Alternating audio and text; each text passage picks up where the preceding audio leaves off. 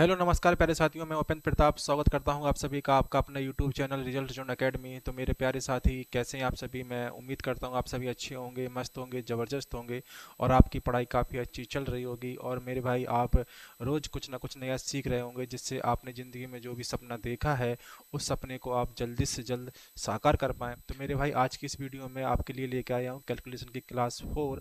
इससे पहले मैंने कैलकुलेशन की क्लास 1, 2, 3 करवा रखी है, जो आपको हमारी यूट्यूब चैनल की प्लेलिस्ट में देखने को मिलेगी। आज ये हमारी कैलकुलेशन की क्लास 4 है।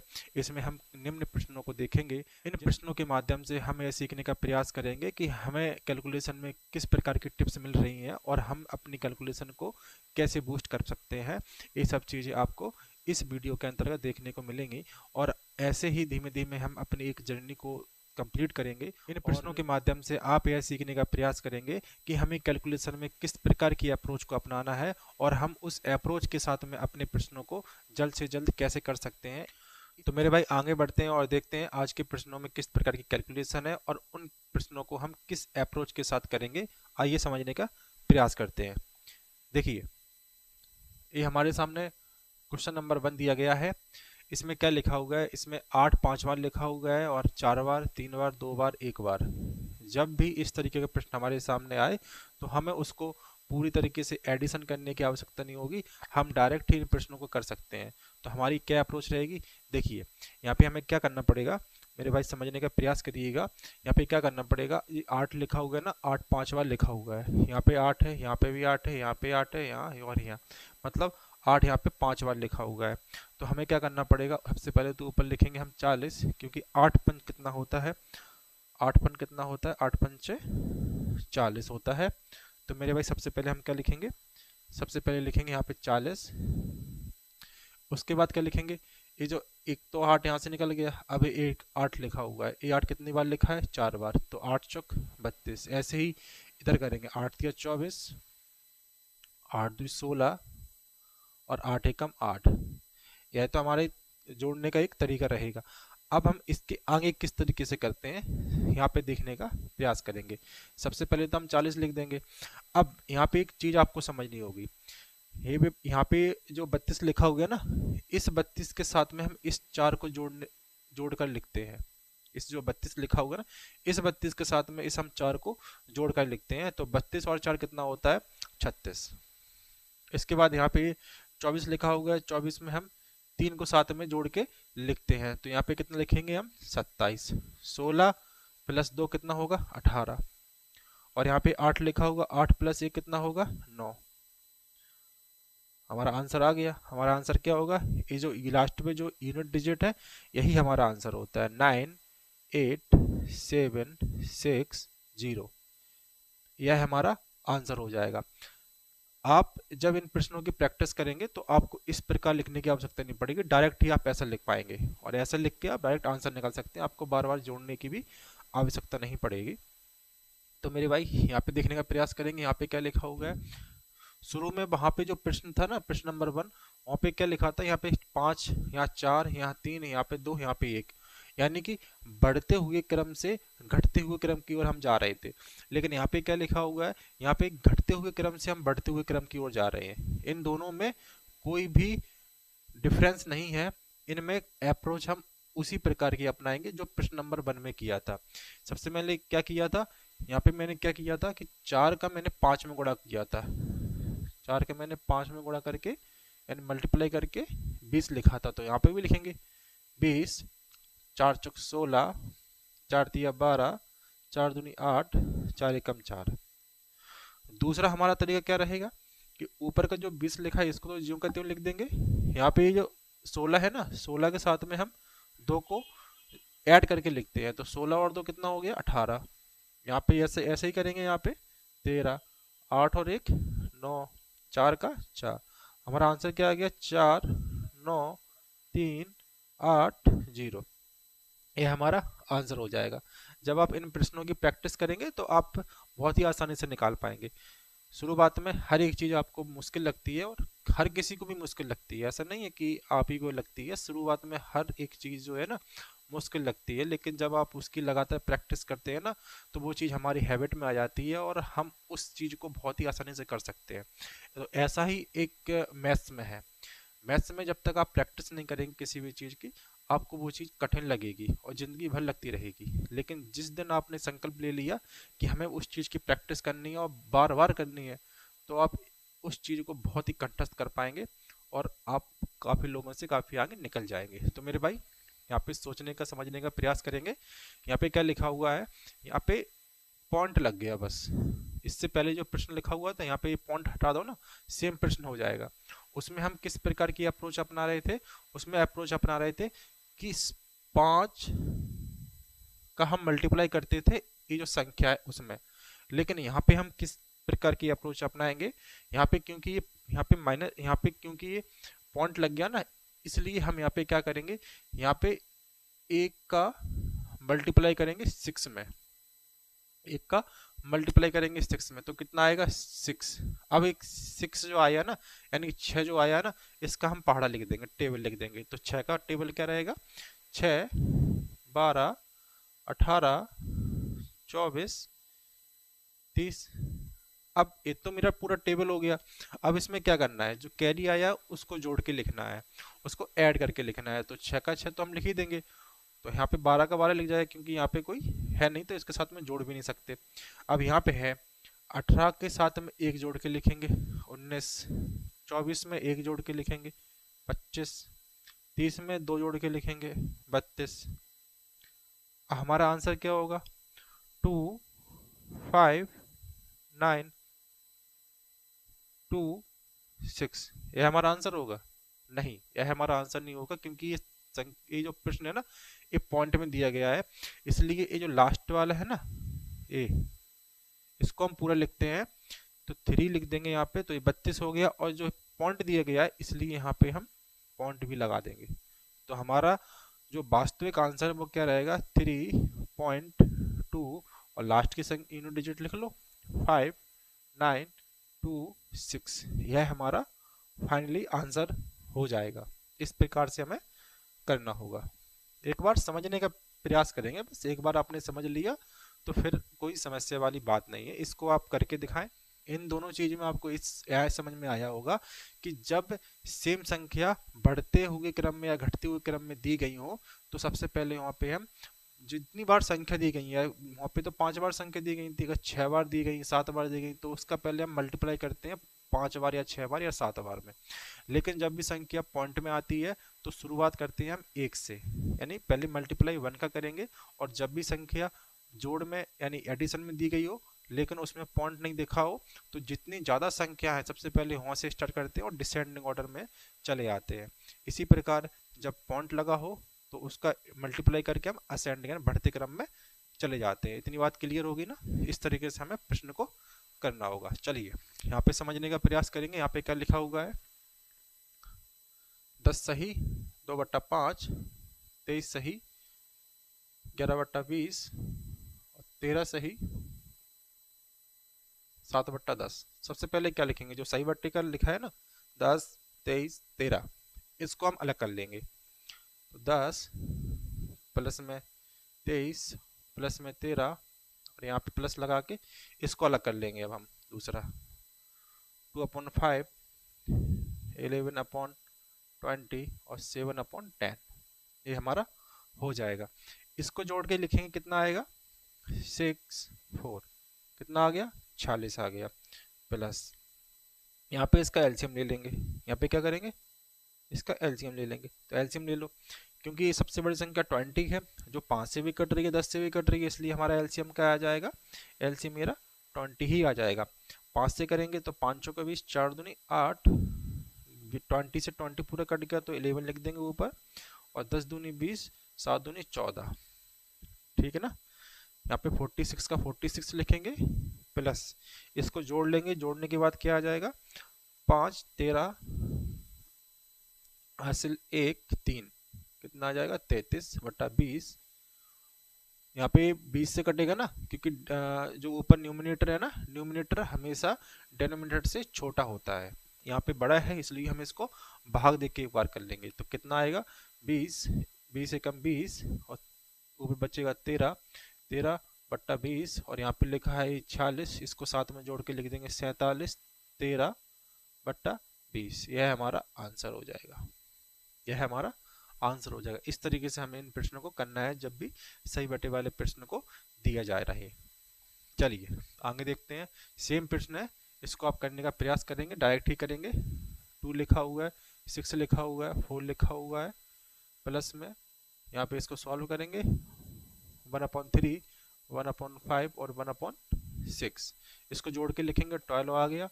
यहाँ पे देखने का प्रयास करेंगे, यहाँ पे सबसे बड़ी संख्या 6 है, 6 जो कि 3 से कट रही है लेकिन 5 से नहीं कटेगी, तो 6 पंचे 30, हमारा एलसीएम क्या आ जाएगा 30। 3 से कटेगा ऊपर 10 आएगा, 5 छक्के 30, 6 पंचे 30, ऊपर कितना आ रहा है यहाँ पे जोड़ने का प्रयास करेंगे, यहाँ 21 आएगा, यहाँ 30 आएगा। क्योंकि यहाँ पे डिनोमिनेटर जो है ना वो बड़ा है और न्यूमिनेटर छोटा है, तो हम इसका भाग नहीं दे सकते हैं, इसलिए हमारा जो परफेक्ट आंसर आएगा वो कितना आएगा 12 सही 21/30। यह हमारा परफेक्ट आंसर हो जाएगा। ठीक है ना, इस तरीके से फास्ट करना होगा। तो मेरे भाई यहाँ पे क्या लिखा हुआ है 10 माइनस 14/3, 10 माइनस 14/3। देखिए मैंने क्या बताया था कि डिनोमिनेटर जो होता है वो न्यूमरेटर से बड़ा होता है, यानी कि हर जो होता है वो अंश से हमेशा बड़ा होता है। तो यहाँ पे 3 लिखा हुआ है क्योंकि हर अंश बड़ा है, तो इसको हम पहले भाग दे के सही कर लेंगे। तो 3 का भाग देंगे, 3 का भाग हम 14 में देंगे, तो 3 चौके 12, 2 बचेगा। अब इसको लिखेंगे सही बट्टे में कैसे, यहाँ पे 4 लिखा है ना, इसको पहले लिखेंगे, 2 यहाँ पे जो बच गया ना भागफल रिमाइंडर, और नीचे लिखेंगे 3, ये हमारा हो जाएगा। तो इसको हम कैसे लिखेंगे 10 माइनस 4 2/3। और जब भी कभी माइनस करना हो ऐसी तरीके से फ्रैक्शन में, तो यहाँ पे 10 लिखा हुआ है ना, अगर आपने अभी तक हमारी परसेंटेज की एक प्लेलिस्ट नहीं देखी है, क्योंकि मैंने वहाँ पे इन चीज़ों को बहुत ही बेसिक तरीके से समझाया है, अगर उन चीज़ों को नहीं देखा है तो आप देख लीजिए, आपके लिए बहुत ही अच्छी चीज़ें रहेंगी। वहाँ पे देखेंगे तो आपका कंसेप्ट क्लियर होगा। देखिए यहाँ पे मैंने क्या बताया था, यहाँ पे लिखा हुआ है 10 माइनस 4, तो हम क्या करते हैं ये माइनस करना है ना, इसलिए हम क्या करेंगे, जो 10 लिखा हुआ है यहाँ पे हम मान लेते हैं 9, यानी कि 9, 9 में से हम फिर 4 घटाएंगे, 9 में से 4 घटाने के बाद क्या बचेगा मेरा 5, 5 बचेगा। और ये 3 है ना, जो डिनोमिनेटर जो हर में 3 लिखा है, 3 में से हम 2 को घटाएंगे तो 1 बचेगा ऊपर, और फाइनली आंसर हमारा क्या हो जाएगा 5 सही 1/3। यह हमारा आंसर हो जाएगा। देखिए कंसेप्ट सिर्फ इतना सा है, ज़्यादा सोचने की आवश्यकता नहीं है। कंसेप्ट मात्र इतना सा है कि जब भी माइनस में इस तरीके की फ्रैक्शन हो, हमें घटाना हो, ठीक है ना, घटाना हो, तब इस संख्या को हम एक कम करके समझ लेते हैं। क्योंकि ये जो 4 लिखा है, 4 तो एक पूर्ण संख्या है ही, पर यहाँ पे 2/3 भी लिखा हुआ है, ये इसके साथ में है, यानी कि 4 तो पूर्ण संख्या है, तो 4.1 भी हो सकता है, 4.2 भी हो सकता है, 4.3 भी हो सकता है, यानी कि 4 से लेके 4.9 यानी 9 तक हो सकता है, 4.9 तक हो सकता है, लेकिन 5 नहीं होगा। ये पूर्ण संख्या 5 बन जाएगी तो 5 नहीं होगा, इसलिए हम एक कम करके घटाते हैं, क्योंकि इसको भी हमें साथ में लेके चलना होता है, इसलिए है ना। इतनी बात आई होप आपको समझ आई होगी। ठीक है ना मेरे भाई, आप जब कभी भी इस तरीके का प्रश्न देखें, आप तो बस एक कम करके घटा देना, आपका आंसर क्लियर निकल के आ जाएगा। चलिए यहाँ पे क्या करना है, यहाँ पर भी वही आ गया। सबसे पहले 183 लिखेंगे, यहाँ पे क्या करना पड़ेगा, भाग देना पड़ेगा। तो 11 एकम 11, फिर 11 एकम 11, एक बचेगा ऊपर 11, ये हो गया हमारा। तो 11 और 1 सही 1/11, ये हमारा इतना हो गया। अच्छा अब क्या करेंगे, यहाँ पे इसको घटा देंगे, घटाने के बाद क्या आ जाएगा 182 में से घटाएंगे 11, तो 2 में से 1 गया 1, 8 में से 1 गया 7, 171, एक। अब मैंने लास्ट में क्या बताया था, लास्ट में एक बात और याद रखना, लास्ट में मैंने एक चीज़ और बताई थी, घटाने के भिन्न में एक चीज़ और याद रखना होता है कि ये तो हमारा इतना हो गया, लेकिन नीचे से ऊपर को भी घटाया जाता है, तो 10/11 यह हमारा आंसर हो जाएगा। जल्दबाजी में आप 1/11 मत लिख देना, नहीं तो आपका आंसर गलत हो जाएगा। चलिए यहाँ पर समझने का प्रयास करेंगे। देखिए यहाँ पे डायरेक्ट मल्टीप्लाई करना है और कुछ नहीं करना है। अब मल्टीप्लाई मैंने क्यों दिया है, क्योंकि इसकी मुझे आपको ट्रिक समझानी है। अब ट्रिक कैसे करेंगे, कोई भी मल्टीप्लाई हम करते हैं, जैसा कि मैंने पिछली वीडियोस में कैलकुलेशन की क्लास 1 2 3 में आपको कुछ ना कुछ समझाया होगा, वहाँ पे बताया होगा कि जब भी हमारा आधार 100 या फिर इस तरीके का प्रश्न हो, या फिर 100 से ज़्यादा इस तरीके का प्रश्न हो, इस 100 से कम है, इस 100 से ज़्यादा है, तो मैंने आधार करके आपको बताया था, वह आपको समझ में आ गया होगा। अगर इन चीज़ों को नहीं देखा है तो आप पिछली क्लास में देख लीजिए, आपको समझ में आ जाएगा। लेकिन जब कभी भी मल्टीप्लाई हमें बीच में से उठा के दे दिया जाए, तो उन संख्याओं को कैसे करेंगे। जैसे 47 का इंटू करना है हमें 72 में, तो वहाँ पे क्या आधार बना के करेंगे, नहीं, वहाँ पे आधार बना के नहीं करना होगा। हमें क्या करना होगा, इसका एक फॉर्मूला है, यानी कि इसकी एक ट्रिक है। इस ट्रिक के माध्यम से आप जल्द से जल्द कर सकते हैं। देखिए सबसे पहले क्या करना होगा, हमें सबसे पहले हमें इसका यहाँ पे लिख लेते हैं। सबसे पहले क्या करना पड़ेगा, सबसे पहले हमें जो लास्ट में 5 लिखा होगा ना, 5 का हम 6 के साथ में मल्टीप्लाई करते हैं। क्या करते हैं, 5 का 6 में साथ में मल्टीप्लाई करेंगे तो 30 लिख देंगे। ये हमारा क्रम 1 खत्म हो गया। अब दूसरा क्रम क्या बोलता है, अभी हमने 6 के साथ में इसका मल्टीप्लाई किया था, अब इसका करेंगे हम, यहाँ पे जो संख्या है 3, इसके साथ में मल्टीप्लाई करेंगे और साथ में इसका इसके साथ में करेंगे, तो दोनों ही चीजों को जोड़ के लिख देंगे। तो 5 दिया 15 और 8 छंग कितना होता है 48, यहाँ पे कितना हो गया 15, जोड़ेंगे 8 5 13 की 3 हासिल 1 63। दूसरा स्टेप क्या निकल के आ गया मेरा 63। अब लास्ट स्टेप क्या कहता है, मैंने यहाँ से इधर भी कर लिया और इधर से इधर भी हो गया, ये भी हो गया। अब लास्ट स्टेप क्या कहता है, लास्ट में बचा क्या है, 8 का मल्टीप्लाई 3 में करना बचा हुआ है, 8 का मल्टीप्लाई 3 में करना बचा हुआ है, तो 8 दिया 24 और फर्स्ट स्टेप हमारा हो जाएगा 24। अब आंसर आपका आ जाएगा बहुत ही आसानी से। सबसे पहले यहाँ पे लास्ट का यूनिट डिजिट है उसको लिखेंगे और 3 जो यहाँ पे बचा होगा ना, इसको कैरी में इसके साथ में जोड़ देंगे, तो 63 प्लस 3 कितना हो गया 66 की सॉरी 6 हासिल लगी 6। अब इस 6 को हम इसके साथ में जोड़ देंगे, तो 24 प्लस 6 कितना होता है 30, 24 प्लस 6 कितना होता है 30, और यह है हमारा इस प्रश्न का आंसर हो जाएगा। यह हमारा इस प्रश्न का आंसर हो जाएगा। इस तरीके से हमें मल्टीप्लाई करना आना चाहिए। कोई भी संख्या ले लो मेरे भाई, कोई भी संख्या ले लो, जैसे कि 42 का मल्टीप्लाई करना है मुझे, सॉरी 83 में करना है, जैसे कि मान लो सबसे पहले हम क्या करेंगे, 3 का मल्टीप्लाई करेंगे 2 में 6 आ जाएगा। इसके बाद 3 चौके 12, 8 दूनी 16, 12 और 16 कितना होता है 28 लिख देंगे, 8 चौके 32, 6 8 34, हमारा आंसर क्या आ गया 6 8 34।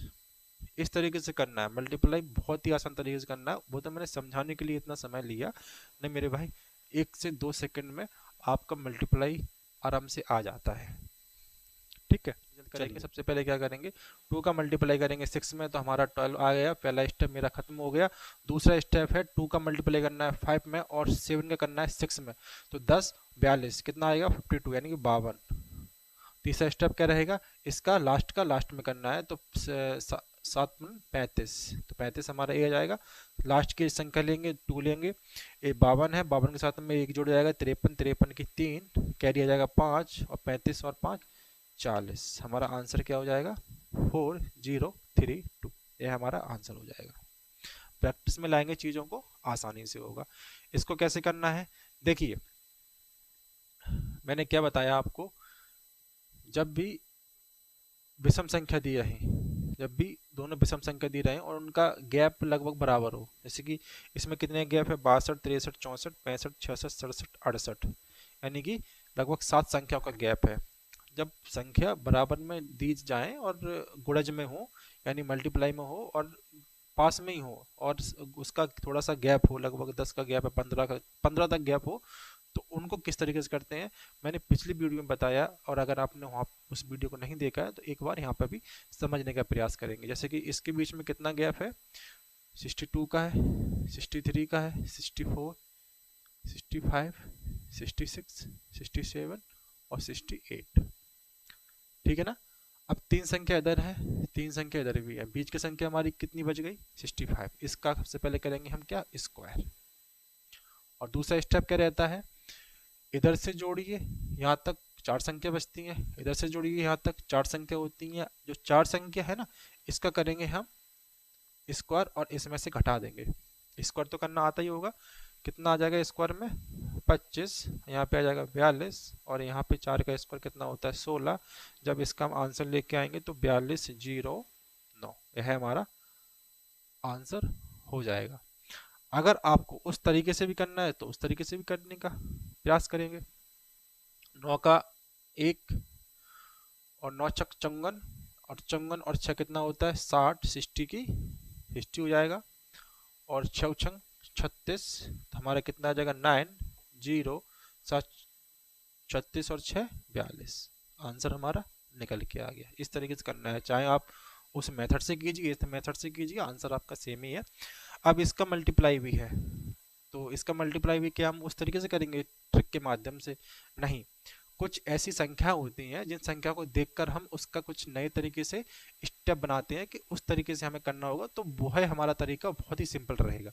अब जैसे कि इसमें 25 का मल्टीप्लाई करना है, तो मैंने क्या बताया था, जब किसी संख्या में 25 का मल्टीप्लाई या 125 का मल्टीप्लाई या फिर 25 का डिवाइड या 125 का डिवाइड हो, तो उस संख्या को हम 100 या 1000 के पास लेके जाते हैं। अगर उसके पास लेके जाएंगे तो हमारा प्रश्न काफ़ी आसान हो जाएगा। जैसे कि यहाँ पे 88 लिखा हुआ है और यहाँ पे 25 पे ये मल्टीप्लाई कर रहा है, इसको हम 100 के पास लेके जाएंगे तो क्या करेंगे 4 का गुणा करेंगे, और 4 का गुणा ऊपर करना पड़ेगा तो 4 का नीचे भी करना पड़ेगा, क्योंकि ऐसा तो है नहीं ना ये एक ही बार कर दो उसके बाद मत करो। ऊपर नीचे दोनों तरफ किया जाता है, अंश और हर दोनों तरफ उसी संख्या का हमें मल्टीप्लाई करना होता है जब उस संख्या को हम एक्स्ट्रा लेते हैं। देखिए यहाँ पे क्या होगा, यहाँ पे बचेगा 22 यानी कि 22 और ये हमारा 100 हो जाएगा, तो आंसर हमारा क्या हो जाएगा 2200 यानी कि आंसर हो जाएगा हमारा 2200। इस तरीके से कितना आसान हो गया ना। देखिए यहाँ पे भी वही करना है, समझने का प्रयास करेंगे। 4 2 4 1 2 5 क्या करेंगे 8 का मल्टीप्लाई करेंगे जिससे ये संख्या पहुंच जाएगी 1000 तक। देखिए नीचे तो पहुंच गया मेरा पूरा 1000 तक, ऊपर है इसका मल्टीप्लाई कर लो। 8 चौक 32 की 2 हासिल 3, 8 दूनी 16, 16 और 3 19, 19 की 9 हासिल 1, 8 चौक 32 1 33 और नीचे 3 शून्य है तो 3 संख्याओं के बाद हम पॉइंट लगा देंगे, तो आंसर हमारा क्या हो जाएगा 3.392। यह हमारा आंसर हो जाएगा। उस तरीके से करते ना भाग देने को बैठ जाते तो नहीं हो पाता, काफ़ी समय लग जाता। चलिए मेरे भाई यहाँ पे समझने का प्रयास करेंगे, जब भी किसी संख्या में 11 का मल्टीप्लाई करना हो तो किस तरीके से करना होता है। देखिए 1 2 4 3 2 4 यहाँ पे करना है 11 का मल्टीप्लाई। देखिए इसको करने के लिए सबसे पहले क्या करना पड़ता है, जो जो ये संख्या लिखी हुई ना इसका लास्ट अंक सबसे पहले हम इसको लिख देंगे। इतना क्लियर हुआ। इसके बाद क्या करेंगे, इसको और इसको जोड़ के लिखेंगे, तो 4 और 2 कितना होता है 6। अब इसका काम हो गया। इसको इसको जोड़ के लिखेंगे, 3 और 2 कितना हो गया 5, इसका काम हो गया। इसके बाद लिखेंगे 4 और 3 कितना हो गया 7, इसका काम हो गया। 4 और 2 6, इसका काम हो गया। 2 और 1 3, इसका काम हो गया। 1 का 1, ये हमारा आंसर हो जाएगा। किसी भी संख्या में जब 11 का मल्टीप्लाई करना हो तो इस तरीके से हम करेंगे। देखिए अब 11 को तो करना सीख गए, 111 कैसे करते हैं समझने का प्रयास करेंगे। इसके लिए पहले मैं आपको इसको करके दिखा देता हूँ, उसके बाद मैं इसकी स्टेप बताऊंगा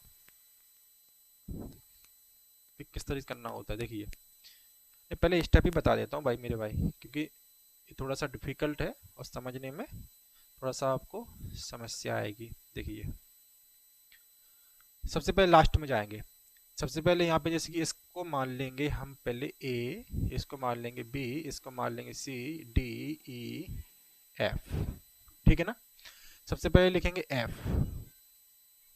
एफ का स्टेप हो गया। इसके बाद लिखेंगे एफ और ई को जोड़ के यानी कि ऐड करके, एफ और ई को जोड़ के लिख दिया, दूसरा स्टेप खत्म हो गया। क्योंकि ये संख्या 3 बार है, पिछली बार हमसे 2 तक जा रहे थे क्योंकि 11 का मल्टीप्लाई करना हो रहा था, लेकिन यहाँ पे 3 बार है तो हम 3 तक जाएंगे। तो तीसरा स्टेप क्या रहेगा डी ई एफ। तीसरा स्टेप तक पहुंच गए। अब क्योंकि 3 बार है इसलिए हम 3 तक पहुंचे, अगर 4 होता तो 4 तक जाते। अब हमारा 3 बार हो गया तो इसको हम हटा देंगे। अब हम कहाँ तक जाएंगे, सी डी ई। हमारा ए भी खत्म हो गया, इसको भी हटा देंगे। अब कहाँ जाएंगे, बी सी डी, ए भी खत्म हो जाएगा। इसके बाद ए बी सी प्लस का सी, ए भी खत्म हो जाएगा। इसके बाद ए बी, प्लस है ना, ए प्लस बी, इसके बाद बी भी हो जाएगा, फिर उसके लास्ट में ए। पूरा क्लियर हो गया ना। 1 2 3 4 5 6 7 8, 8 स्टेप है और 8 स्टेप में आपका आंसर आ जाएगा। फास्ट कैसे करेंगे समझने का प्रयास करेंगे। फास्ट कैसे करना है देखिए। फास्ट करने के लिए क्या करना पड़ेगा, 4 का 4 लिख देंगे, 4 और 2 6 लिख देंगे। इसके बाद 4 2 6 3 9 लिख देंगे। इसके बाद ए वाला हट गया मेरा, ए वाला हट गया मेरा, 4 3 7 2 9 लिखेंगे, ए भी हट गया। 4 3 7 2 9 लिखेंगे, ए भी हट गया। 4 2 6 1 7 लिखेंगे, ए भी हट गया। 3 और ए भी, 4 7 तक हो गया ना, 4 और 2 6 1 7, ए भी हट गया। इसके बाद 3 लिखेंगे, ए भी हट गया। इसके बाद 1 लिख देंगे। 1 2 3 4 5 6 7 8, यानी कि 4 ए हो गया, 4 ए हो गया। कुल हमारे 8 स्टेप थे और 8 स्टेप में हमारा आंसर निकल के आ गया। आगे कुछ नहीं करना आपको, इस तरीके से है। अब यह प्रश्न भी उसी तरीके से है, बस वहाँ पे 3 तक हम जा रहे थे, यहाँ तक हम 4 तक जाएंगे। ठीक है ना मेरे भाई। तो इस प्रश्न का आंसर आप मुझे क्या करेंगे, कमेंट बॉक्स में देंगे। क्योंकि आप आप इस प्रश्न को कैलकुलेटर से मत कीजिएगा, आप इसको रफ में करेंगे और रफ में करके इसका स्टेप जानने का प्रयास करेंगे कि किस तरीके से। अगर आपको आ जाता है तो इसका आंसर आप मुझे कमेंट बॉक्स में देंगे, और अगर यह प्रश्न आपको नहीं आता है तो इसको मैं आपको कल समझाऊंगा, और कल की वीडियो में मैं आपको सबसे पहले इस प्रश्न का आंसर बताऊंगा कि किस तरीके से इन प्रश्नों को करना होता है। ठीक है ना मेरे भाई। तो मेरे भाई मिलते हैं कैलकुलेशन की सीरीज की नेक्स्ट वीडियोज में, तब तक के लिए धन्यवाद।